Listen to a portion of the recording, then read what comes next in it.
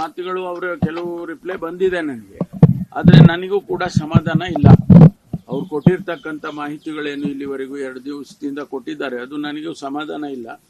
ಈಗಾಗಲೇ ನಾವು ಕೆಲವು ಕ್ರಮ ತಗೊಂಡಿದ್ದೀವಿ. ಈಗ ಬೇರೆ ಬೇರೆ ನಮ್ಮ ಕಮಿಷನರ್ಗೆ ಸೂಚನೆ ಕೊಟ್ಟು ಅವರು ಕೂಡ ಈಗಾಗಲೇ ಕೆಲವು ಕ್ರಮ, ನಮಗೇನು ಮಾಹಿತಿ ಬಂದಿತ್ತು ಆ ಆಧಾರದ ಮೇಲೆ ಒಂದಿಷ್ಟು ಕ್ರಮ ತಗೊಂಡಿದ್ದಾರೆ.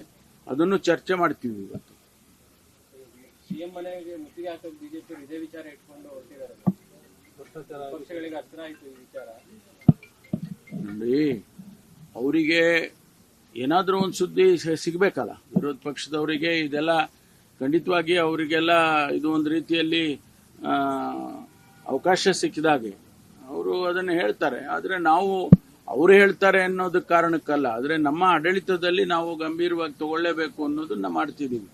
ವಿರೋಧ ಪಕ್ಷದವರು ಹೇಳ್ತಾರೆ ಅನ್ನೋ ಕಾರಣಕ್ಕಾಗಿ ಅಲ್ಲ, ನಮಗೂ ಜವಾಬ್ದಾರಿ ಇದೆ ಅಲ್ವಾ. ಕೆಂಪೇಗೌಡ ಏರ್ಪೋರ್ಟ್ನಲ್ಲಿ